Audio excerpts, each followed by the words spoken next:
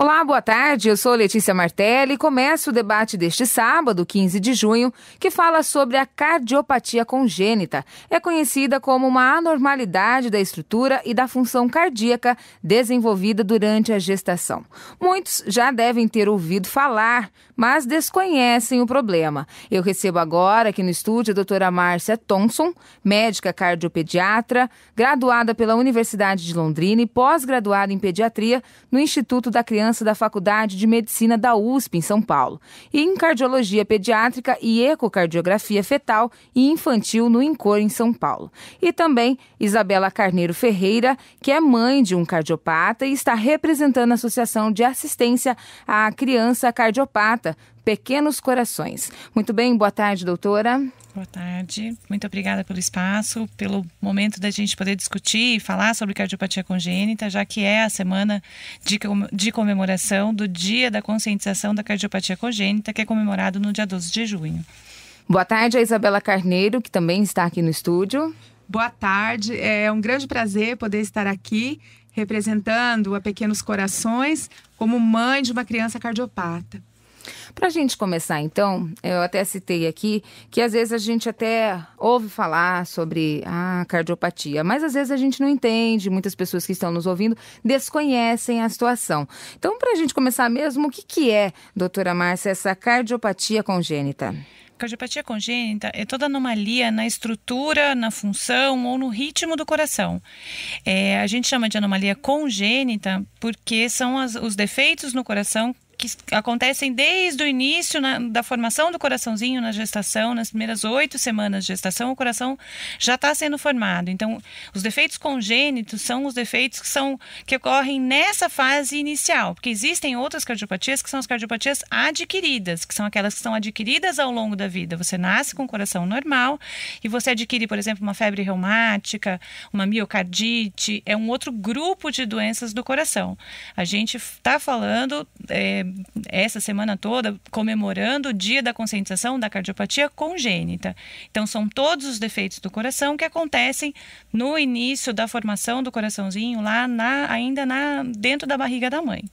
E doutora, é possível, como que a pessoa fica sabendo, essa mãe, né, essa família, ela conhece esse problema? Na verdade, o ideal é que todas as cardiopatias congênitas graves, porque a gente divide também as cardiopatias congênitas nas graves e nas não tão graves. As cardiopatias ocorrem em 1 de cada 100 recém-nascidos vivos, então 1 em 100. Destes 1 em 100, em torno de 20 a 30% são as cardiopatias congênitas graves. O resto, os outros 70%, são as cardiopatias mais simples.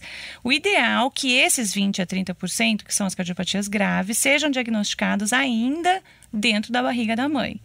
Isso é feito através de um pré-natal bem feito, e durante o pré-natal a mãe realiza o ultrassom morfológico por volta do 5º mês de gestação, e nesse ultrassom morfológico o médico vai suspeitar de uma cardiopatia, e aí ele vai encaminhar para fazer um ecocardiograma fetal, que daí é um exame específico do coraçãozinho. No morfológico, o médico ele tem que ver todas as malformações renais, neurológicas, malformação de mãozinha, de pezinho. Então a responsabilidade dele é muito grande, ele tem que analisar todo o feto. E aí, se ele desconfiar de alguma coisa no coraçãozinho, ele encaminha para um cardiologista pediátrico, que daí é um especialista nisso, e ele vai fazer o ecocardiograma fetal.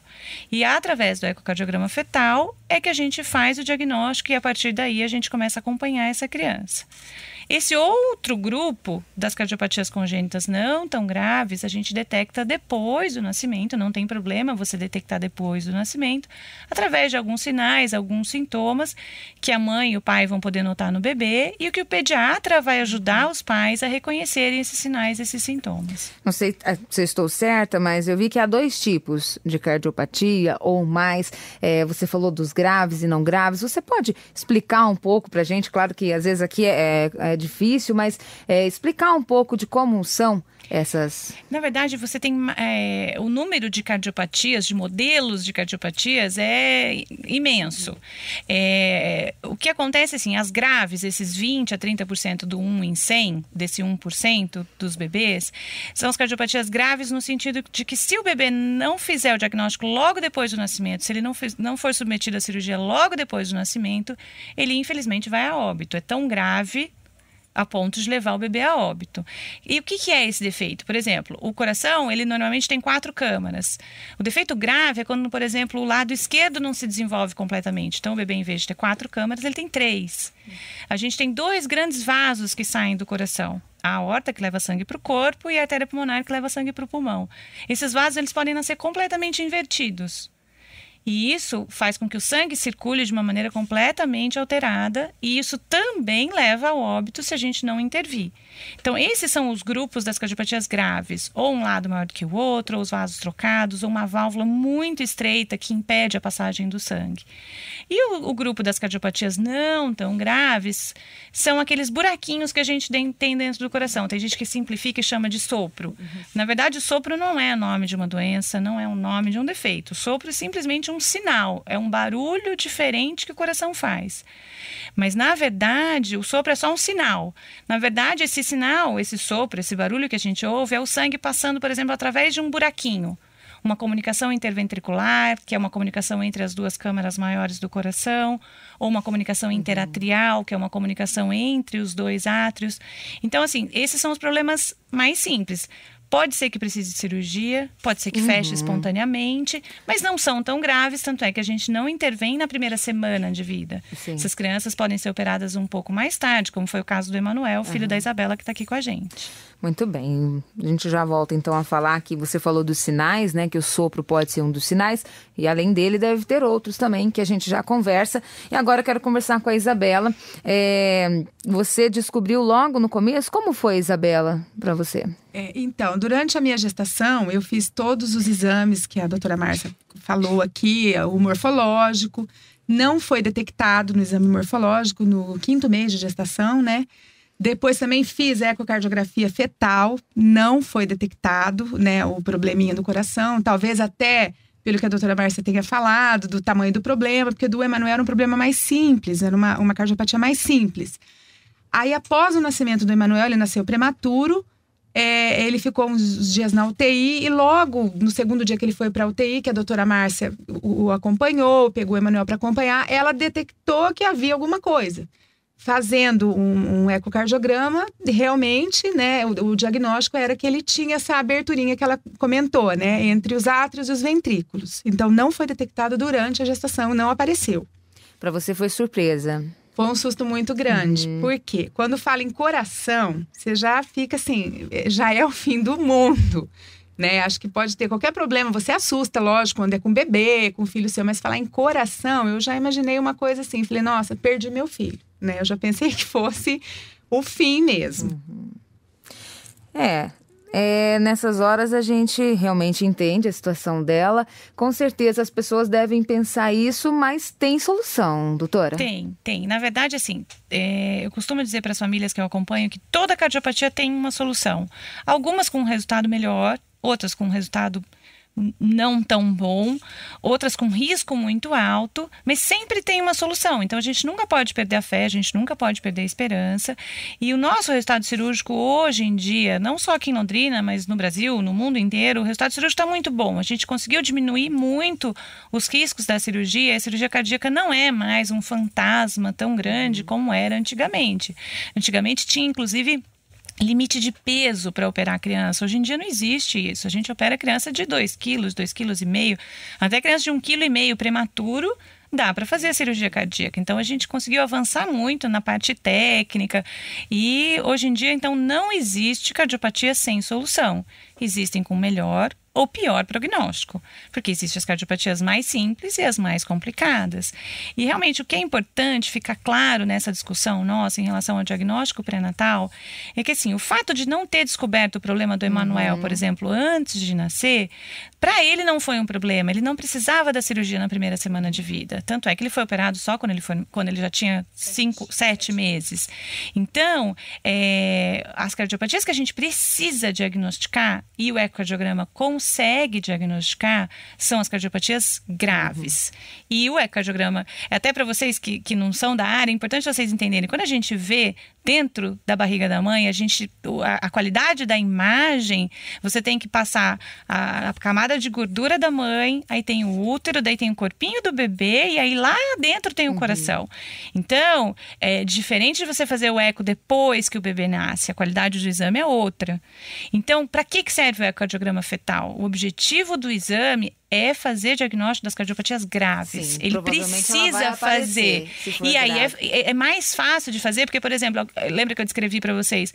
Falta um lado do coração. Isso é muito fácil. Você está olhando o coração, em vez dele ter 4 câmaras, ele tem 3. Os vasos, a gente sempre olha. Em vez de estar cada um no seu ventrículo, eles estão completamente invertidos, ou só tem um.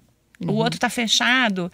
Essas são as cardiopatias graves e o ecocardiograma fetal, ele é muito bom para fazer o diagnóstico. Agora, no caso do Emanuel, no caso desses buraquinhos, essas comunicações que a gente falou, realmente é uma falha do exame. Na verdade, não é nem do exame em si ou do profissional que está fazendo. Na verdade, é que a dinâmica fetal, da circulação fetal, é muito diferente da dinâmica pós-natal. O feto, ele não respira. O pulmão do feto, ele é colabado. Ele é murcho, igual uma bexiga murcha. Então, o sangue, ele não passa dentro do pulmão. Isso faz com que a circulação dele seja completamente diferente da circulação de um bebê depois que nasce. Então, essas cardiopatias mais simples, muitas vezes a gente não consegue mesmo detectar ainda intraútero. Bom, por isso é importante o pré-natal mesmo assim, é sempre importante as mães terem esse cuidado. A gente estava falando dos sinais, você falou do sopro. A gente consegue identificar? Tem outros sinais além do sopro? Isso, a gente tem que dividir. Então, a gente falou bastante das cardiopatias que precisam no diagnóstico intraútero. Aí o bebê nasceu, como foi o caso do Emanuel, não tinha diagnóstico, e aí esse bebê ou fica no hospital ou vai de alta com a mãe. Quais são os sinais que a mãe e o pai devem notar em casa, quando levam o bebê para casa? A maneira como que o bebê suga, como é que ele mama. Os bebês com cardiopatia, geralmente, eles cansam com mais facilidade. Cansar significa o quê? Significa respirar mais rápido, respirar ofegante o tempo todo. A Isabela pode contar isso, porque o Emanuel tinha isso, né? Ela consegue diferenciar. Ele respira rápido o tempo todo, e piora quando mama. Piora tanto esse cansaço para mamar que o bebê tem que soltar o seio da mãe para respirar. Daí ele respira igual um cachorrinho, assim, bem cansado, e aí ele volta a sugar. Então não é um cansaço assim de que o bebê adormeceu no seio da mãe. Não, adormecer no seio da mãe, qualquer bebê normal adormece mamando, isso é super natural. Não, é um bebê que respira rápido o tempo inteiro e piora quando ele mama. Por conta disso, por ele respirar muito rápido, geralmente o coraçãozinho também é muito rápido. E essas duas coisas fazem com que o consumo dele seja muito alto. Eu costumo dizer para as mães que os bebês delas são os atletas, são maratonistas. E aí o que acontece? Eles não ganham peso adequadamente. E aí eles têm corpo de maratonista, eles são muito magrinhos. Isso, então, um outro sinal, além do cansaço, da respiração rápida, é o baixo ganho de peso. Entendi. O sopro é um sinal que o pediatra vai detectar, não é um sinal que o pai e a mãe vão detectar. Sim. Então, os principais que o pai e a mãe têm que observar é a maneira com que o bebê respira, a maneira como o bebê mama, como ele dorme. As crianças muito irritadas, que choram o tempo inteiro, também pode ser um sinal de cardiopatia.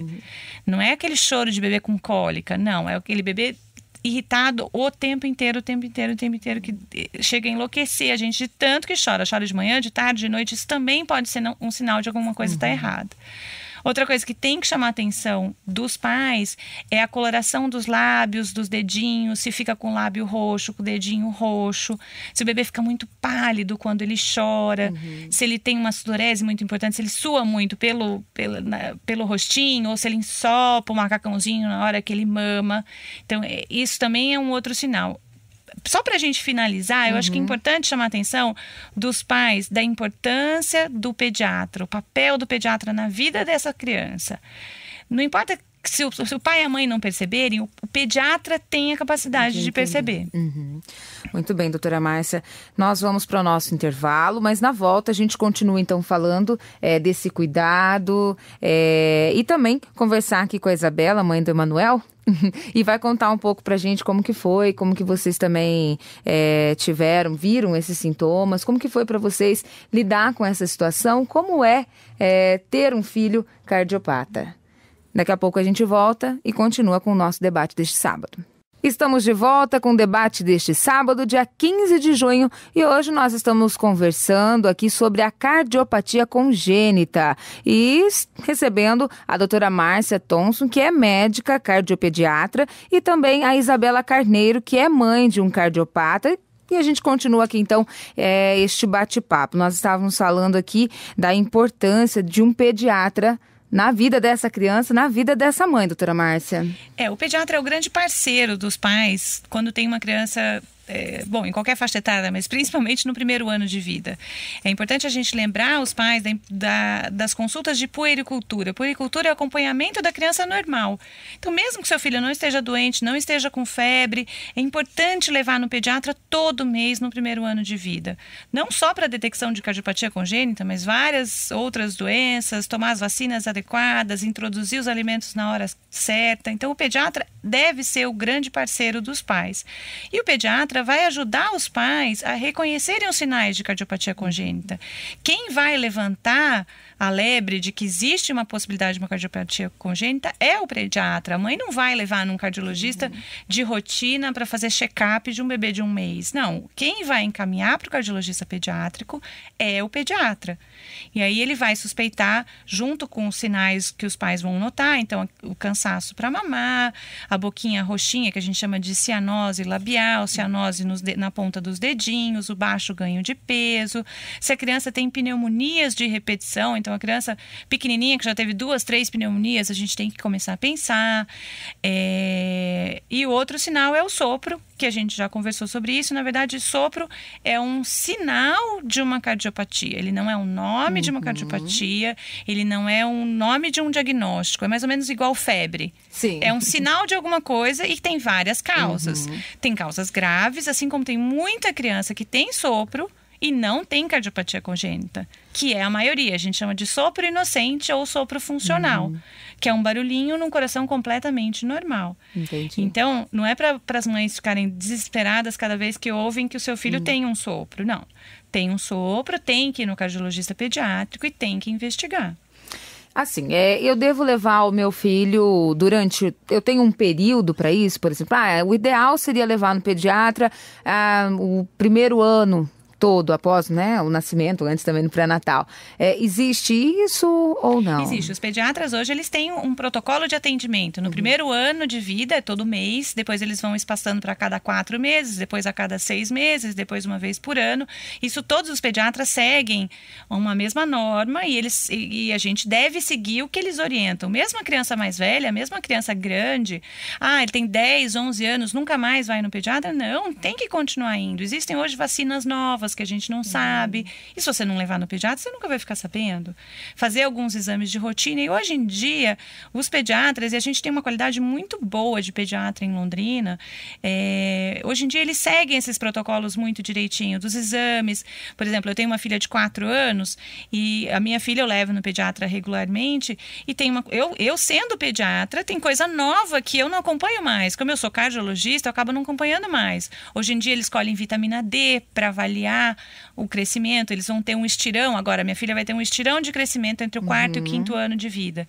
Eles colhem a vitamina D, eles dosam no sangue a vitamina D para saber se precisa de reposição ou não, para ajudar nesse estirão que ela vai ter. E a minha filha já colheu. E era uma coisa que quando eu fiz pediatria há 15 anos atrás, isso ainda não existia. Então, levar no pediatra é realmente muito importante. Não só para a detecção de cardiopatia congênita, mas de outras doenças, outras coisas boas, outras vacinas. Há novidades o tempo todo, né? Exatamente, exatamente. E a gente falando dessa questão da importância de um pediatra, Isabela, você sabe muito bem disso, porque você teve esse acompanhamento, foi através, né, de exames que você descobriu. E como que foi, então, esse processo depois da descoberta, Isabela? Então, até a doutora Márcia comentou a respeito, quando foi descoberto pelo ecocardiograma que o Emanuel fez, que ele tinha essa cardiopatia, a orientação foi da doutora Márcia, né, juntamente com o pediatra acompanhando o ganho de peso dele, foi a seguinte: olha, vamos verificar como é que a alimentação, se ele está ganhando peso, o desenvolvimento dele, quando ele mama, respiração.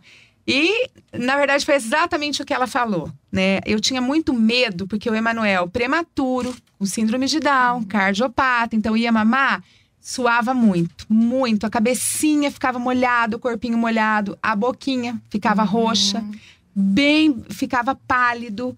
Então, você fica assustada. O que vai acontecer? Pode dar alguma coisa?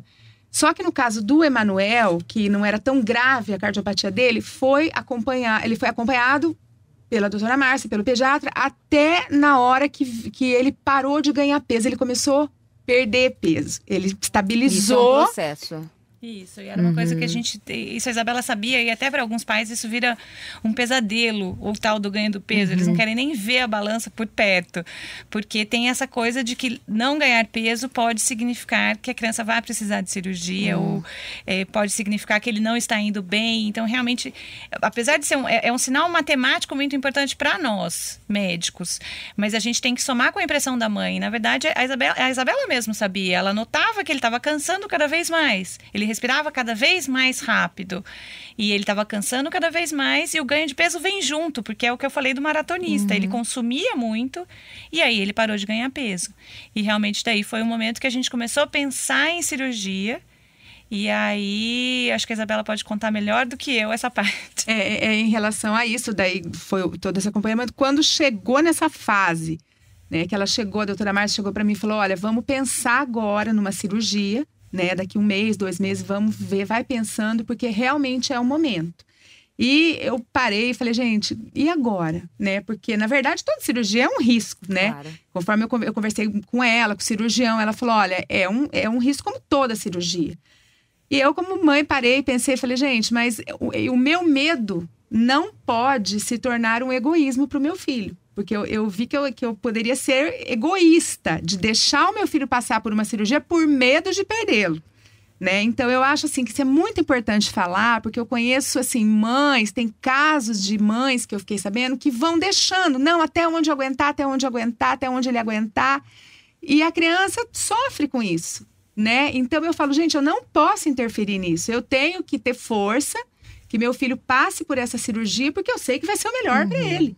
Né? E se de repente perder o meu filho, não era para ser, foi a vontade de Deus, eu fiz a minha parte como mãe, né? E foi a melhor coisa que eu fiz, né? Foi a decisão nossa, junto com a doutora Márcia, com o doutor Júnior, o doutor Walter, o cirurgião, foi a melhor decisão, né? Porque foi no momento certo.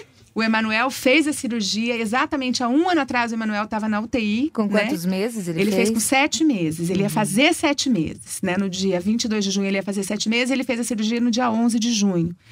E foi, nossa, um sucesso a cirurgia, a recuperação do Emanuel.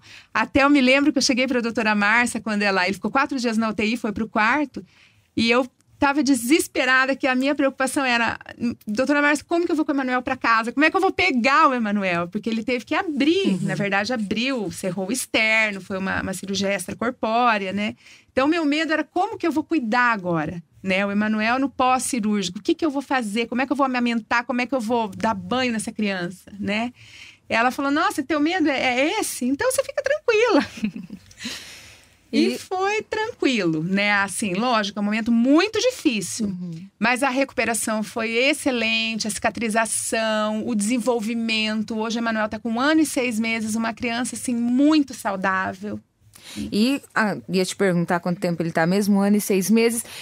Como que é ser mãe, como que é a vida de um cardiopata? Tem uma diferença, né? Tem o antes e o depois. Exatamente. O antes da cirurgia e o depois da cirurgia. Exatamente. O antes, né, da cirurgia, acompanhava e tomava alguns medicamentos, né? Ele tinha que tomar alguns medicamentos. Depois da cirurgia, tomou por algum tempo também a medicação, né? Continuou com acompanhamento com o pediatra, com a cardiologista, mas uma vida normal. Uma vida normal. A qualidade de vida do Emanuel melhorou, assim, 100%. 100%. Só o fato de você olhar seu filho, ver o sono dele tranquilo, que antes era uma criança que eu olhava para ele, o peitinho dele pulava, respiração ofegante, ele era uma respiração muito diferente. É uma coisa que a gente observa mesmo, você fala, a criança está com alguma coisa. E hoje não, é uma respiração tranquila, uma respiração normal. O Emanuel é uma criança muito saudável.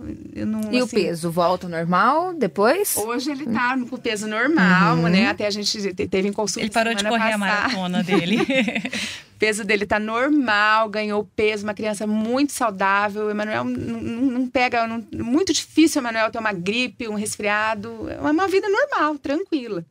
E o momento da indicação cirúrgica, que foi o que a Isabela falou, no caso do Emanuel, a gente pode ter essa margem, né? Quando as cardiopatias não são tão graves quanto a do Emanuel, a gente pode ter esse tempo, até para ela amadurecer. Para ela foi muito importante, eu senti isso da família, que era importante eles terem esse tempo. Tem criança que não tem, né? Tem criança que a gente tem que dar o diagnóstico. Hoje mesmo, a gente estava com algumas famílias reunidas. Uma das crianças que estavam lá, eu atendi a criança no consultório. No mesmo dia, no mesmo momento, eu fiz o ecocardiograma. E ela foi direto do meu consultório para a UTI. Direto. Chamei o SOS Unimed, ela foi direto para a UTI. Então, essa família não teve tempo eles nem sabiam que ela tinha cardiopatia. E ela teve que ser operada, foi operada, hoje está super bem, tanto é que estava lá correndo, pulando, brincando.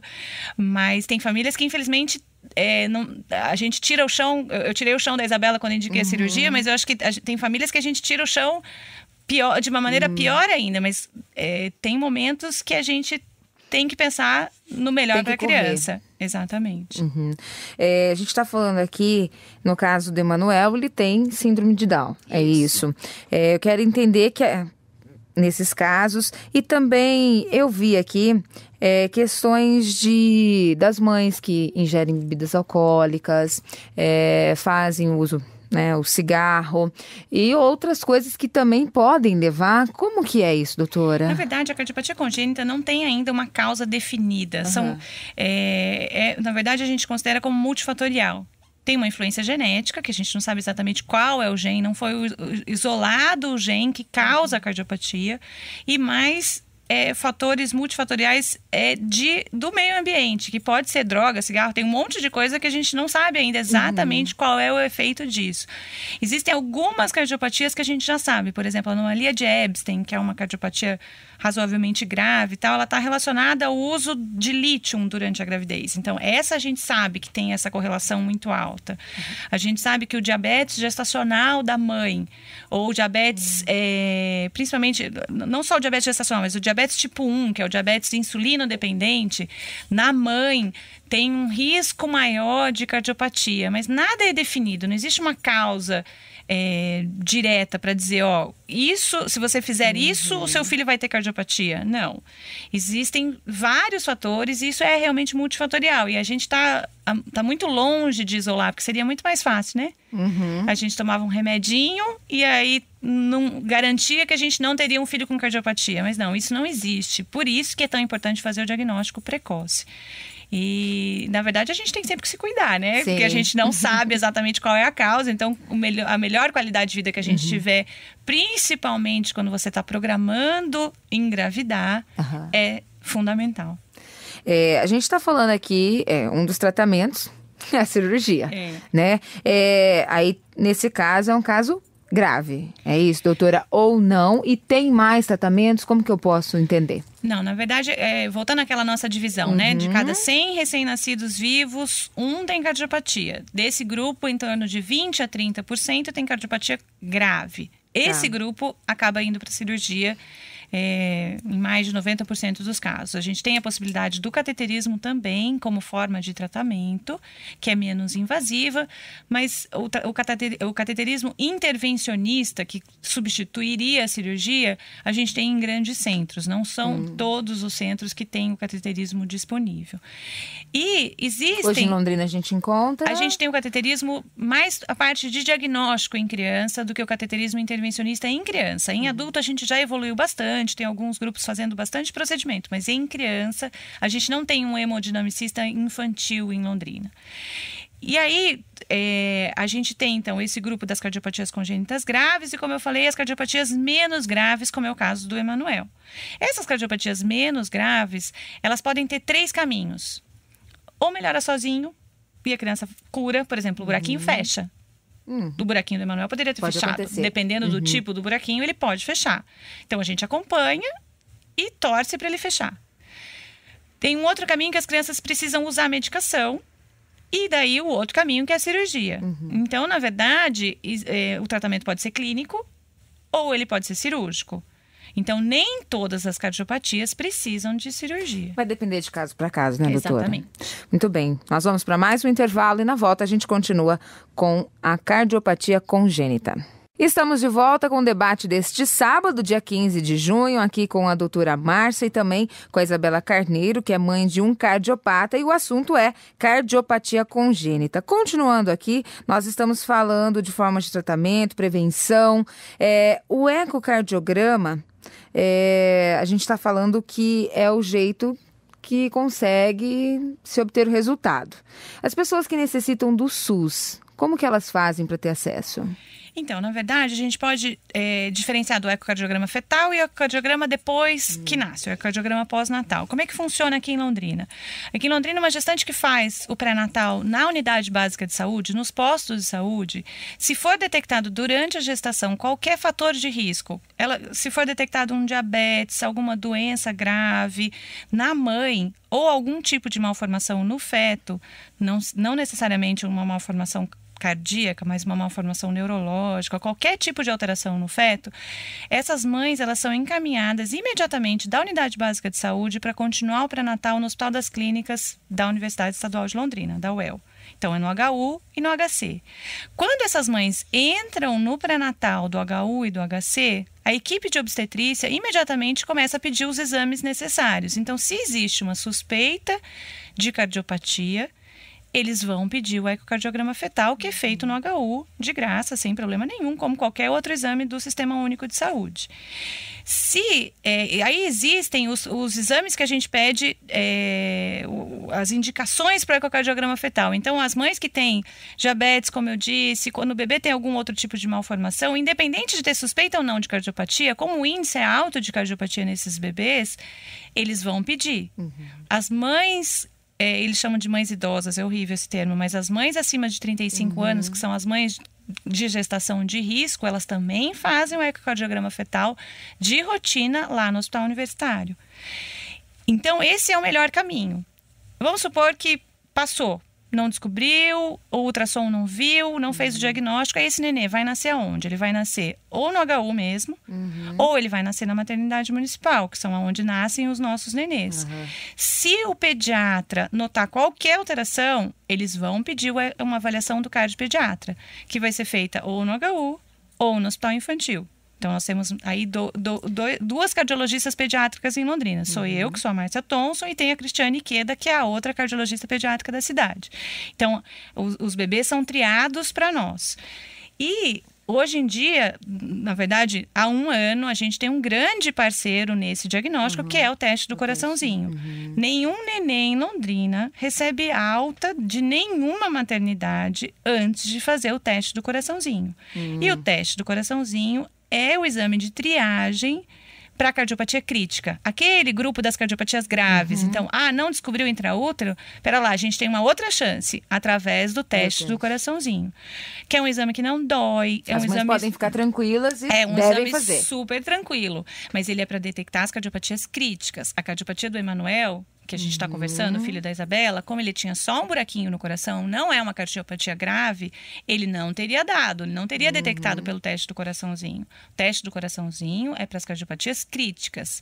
Por quê? Porque esses bebês não podem ir de alta. Eles não podem ir para casa. Lembra que eu falei que eles têm que ser operados na primeira semana de vida?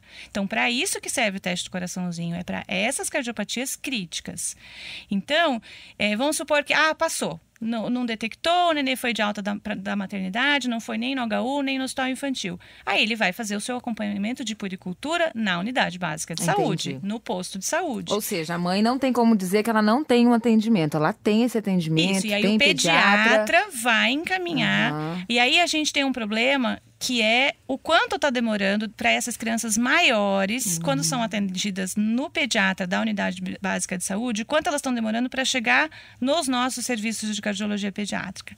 Então, uma das metas nossas desse ano, no próximo ano, de 2013 para 2014, é melhorar esse fluxo, para as mães conseguirem chegar no nosso ambulatório com mais eficiência, com mais rapidez. Mas que existe, existe. E aí, a partir do momento que elas chegam no ambulatório, seja no meu ambulatório do Hospital das Clínicas ou no da Cristiane no Hospital Infantil, elas vão fazer o ecocardiograma. Eu quero te fazer uma pergunta. Uma criança, né, um cardiopata, ele tem aí, a gente pode perguntar, vive por quantos anos? Tem isso? Não tem? Ele tem uma vida normal? Como que isso acontece? Não, eles têm uma vida normal. Não, na verdade, sei que a Isabela está aqui, mas é importante a gente saber. Aí a gente volta a dividir as crianças de novo. A gente tem que dividir aqueles que foram submetidos a grandes cirurgias logo na primeira semana de vida, porque as cardiopatias eram o grupo das cardiopatias graves, as cardiopatias críticas. Eles podem levar uma vida normal? Podem. Só que esse grupo, eles são um pouco mais restritos. A gente acompanha um pouco mais de perto e muitos desses bebês têm que fazer mais de uma cirurgia. A cirurgia do Emanuel foi curativa. Ele fez uma e acabou, não vai fazer nunca mais na vida. Bom. Dessas cardiopatias críticas, aqueles 20% a 30% do 1 em 100, muitas vezes eles fazem 2 até 3 cirurgias já programadas. Então, a qualidade de vida deles, no sentido de cuidados, de medicações, de passar em consulta, é mais difícil, mais complicada. Mas eles vivem muito bem porque a criança é muito sábia. A criança, se ela é limitada porque ela cansa, ela não vai gostar de andar de skate. Ele vai gostar de jogar videogame. Entendeu? Então, a criança é muito mais sábia do que a gente. Ela se condiciona. Exatamente. Ela não é daquele tipo atirado que quer andar de bicicleta, de skate, viver na rua. Não. É a menina que gosta de brincar de casinha, é o menino que gosta de videogame, eles são mais tranquilos.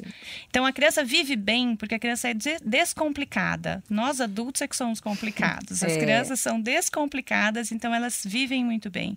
E hoje, com os avanços, como eu falei, tanto na técnica cirúrgica quanto nos cuidados, no acompanhamento, eles estão chegando à vida adulta. Então, é até engraçado, no meu consultório eu atendo adulto, eu tenho um paciente que é mais velho que eu tenho 40 anos, eu tenho um paciente que ele tem 42, então chega a ser até engraçado. Ele tem uma cardiopatia congênita e leva uma vida completamente normal. E é interessante que esses adultos, eles estão casando e eles estão tendo filhos, então os cardiopatas estão tendo filhos que têm um risco maior de cardiopatia, mas não significa que eles vão ter uma cardiopatia. Então, eles levam, sim, uma vida normal, com uma qualidade de vida boa. A única restrição que a gente faz, a única, para todos, é que eles não façam atividade competitiva. Entendi. Então, a gente só... É um esforço excessivo, né? Isso, porque eles têm que poder parar quando eles cansarem. Então, eles não podem ser atletas profissionais. É a única restrição. Pode fazer educação física na escola? Pode. Pode andar de bicicleta? Pode. Se a criança quiser, pode deixar. A única restrição que a gente coloca é a atividade física competitiva. Só isso. Muito importante esse assunto hoje, doutora Márcia, e também Isabela. Você conhecia a cardiopatia congênita? Na verdade, eu sou nutricionista. Então, por ser da área da saúde, a gente tem que, né? Entendi. Sim, já conhecia, já sabia. Mas é muito diferente quando você passa uma coisa, você é profissional da área da saúde, quando você passa com seu filho, com a sua família, né? Mas eu acho assim que tudo é válido porque é uma lição pra gente, né? Uma lição de vida, e que nem a Márcia estava falando sobre a criança. Eles são, sim, especiais, porque eles ensinam a gente né? É uma coisa assim, e o mais impressionante é a recuperação da criança. O adulto, meu pai, por exemplo, eu tenho um pai de 76 anos, ele fez 6 pontos de safena, abriu o peito no mesmo hospital, o meu pai fez uma cirurgia extracorpórea como o Emanuel, a recuperação do meu pai foi meses. O Emanuel saiu, eu fiquei impressionada de ver. O Emanuel entrou no centro cirúrgico na segunda-feira, no sábado de manhã nós estávamos em casa. Normal, se alimentando, tranquilo. Então, é impressionante a recuperação da criança. Então, assim, em todo momento, cada vez eu tenho mais certeza que foi feito na hora certa, né? Que a doutora Márcia, ali, a decisão dela, a gente sempre comenta, com a minha família, a gente sempre comenta, nossa, que sabedoria, que decisão. Não pode deixar passar, digamos assim. E na verdade, a indicação cirúrgica do Emanuel em junho tem tudo a ver com o fator clima, o fator tempo. Porque a gente sempre, se a gente tem que operar, a gente tem que operar antes do inverno, porque eles ficam mais doentes e o risco de pneumonia num cardiopata é muito alto. Dificilmente você tem uma pneumonia num cardiopata que você não tenha que internar, uma pneumonia que não complique. Então, na verdade, tem tudo a ver com isso. Então, o momento, a gente leva tudo isso em conta. Então, não foi à toa que ele foi operado em junho. Ele tem que ser operado antes de julho. Antes de julho, tá certo. Isabela, você disse que você tinha conhecimento por ser uma nutricionista, Sim. mas a gente sabe da importância da conscientização. Com certeza. Eu acredito que muitas mães desconhecem essas e outras, né, outras doenças que a gente pode dizer. Então, é importante essa conscientização. Você, como mãe do Emanuel, que é um cardiopata, conhece outras mães assim? Sim. O que você pode dizer para as nossas ouvintes? Sim, então, o ano passado eu não podia fazer parte, né, da ONG, da Pequenos Corações, e passado tudo, o Emanuel já com 1 ano e 7 meses de alta, assim, a gente abraçou a causa, porque eu acho que é muito importante, né, o que a gente passou, a gente poder passar para outras mães que desconhecem totalmente do assunto, né, ou que têm medo, ou que falam muitas coisas que não é a realidade. Então, eu acho que é muito importante você passar assim, esse encorajamento mesmo, né? E você conscientizar as pessoas. Ontem, que foi o dia da conscientização, dia 12, eu saí com a minha fitinha azul, vermelha. Uma moça me perguntou numa loja, o que é isso? Eu falei para ela, olha, expliquei. Ela ficou me olhando assim, falou, nossa, como é importante, eu não sabia disso. E eu fui falando para uma, fui falando para outra. Eu falei, gente, é muito importante. Porque são coisas que a gente não sabe, a gente precisa saber. Porque a gente tem um priminho que vai nascer, né, o filho de um sobrinho que vai nascer, então é muito importante isso, né? A gente ter o conhecimento e saber que tem solução, né? A gente tem que procurar ajuda, a gente tem que procurar os profissionais da área que possam nos orientar, fazer a coisa certa, né, para que essa criança venha a ter uma boa qualidade de vida. Mais uma pergunta, a gente está quase finalizando a entrevista. Há necessidade de uma assistência multidisciplinar, que a gente diz, outros, como psicóloga, de repente fonoaudióloga. Existe a necessidade de outras médicos, outras áreas para essa criança? Com certeza. Essas crianças podem precisar de fisioterapia. O papel da fisioterapia pulmonar no momento intra-hospitalar, no pós-operatório, é essencial. O papel da nutricionista, o psicólogo para dar apoio para a família. Com certeza, a equipe multidisciplinar na nossa área de cardiologia pediátrica é essencial. Mas falando no que a Isabela está dizendo e só explicando melhor o que é o dia da conscientização da cardiopatia congênita, na verdade, aqui em Londrina, isso já foi colocado como uma data especial em Londrina, faz parte do calendário de Londrina, graças a um projeto na Câmara dos Vereadores de Londrina, que foi votado. E é importante a gente lembrar dessa data. Na verdade, foi a semana inteira de comemoração, para a gente, justamente isso que vocês estão falando, a gente tem que informar, as pessoas têm que ter acesso ao que é uma cardiopatia congênita, quais são os caminhos, e assim que a gente vai melhorando as políticas públicas de saúde, são um cobrando do outro, uma mãe que ajuda a outra e que chama atenção para outra. Uma das famílias que participou da comemoração junto com a gente, eu brinco que essa mãe já é quase médica, porque essa mãe já diagnosticou cardiopatia em 3 familiares. Olha. Eu digo para ela que quando ela me pede para eu avaliar o nenê, eu sempre dou a vaga para ela na hora, porque ela soube reconhecer. Então, isso é muito importante. Os sinais, os sintomas. Então, esse dia 12 de junho, que é o dia da conscientização da cardiopatia congênita, que tem a ver com os corações, que tem a ver com o dia dos namorados, é um momento para a gente discutir, para a gente falar e aproveitar esse momento para a gente conseguir melhoria na qualidade do nosso atendimento. Muito bem, né? Aqui tem a associação de assistência à criança cardiopata, certo? Então, as mães que estão nos ouvindo e querem procurar, aonde que fica essa associação? Como que é o acesso a isso? Vocês têm um grupo? Na verdade, a Associação Pequenos Corações é uma entidade nacional, né? Então, tem mães espalhadas pelo Brasil inteiro. A gente não tem uma sede, a gente tem o núcleo de Londrina, a gente não tem ainda uma sede bem organizada, existe o núcleo de Londrina. E a melhor maneira de entrar em contato com a associação é através do site www.pequenoscorações.com. Muito bem. Para a gente finalizar, então, gostaria, Isabela, que você deixasse aqui para a gente as suas considerações finais da nossa entrevista. Olha, na verdade, assim, eu queria só agradecer, porque essa semana de comemoração, essa semana nós tivemos na Câmara de Vereadores e foi assim, eu acho que é um ganho muito grande, né? É um passo muito grande, que eu acho que essa conscientização, e nós estamos falando em termos de Londrina, da população se conscientizar, né? E dessas mães terem esse apoio mesmo, né? Saber o que é isso, vou ter que passar por isso. Hoje eu sou voluntária dessa ONG, da Pequenos Corações, né? Que é uma ONG sem fins lucrativos, que começou em 2006 com 4 mães que passaram pelo mesmo problema. Então, a gente conhece bem, sabe bem o que a gente está falando. Então, eu acho assim, que é abraçar a causa, né? Essa mãe que, de repente, vai descobrir, ou já descobriu na família, tem um filho, tem um parente, um sobrinho, enfim. Eu acho que tem que procurar mesmo, sabe? Para que isso possa ir para frente cada vez mais. Obrigada, Isabela, pela sua participação aqui no nosso debate. Doutora Márcia, também suas considerações finais?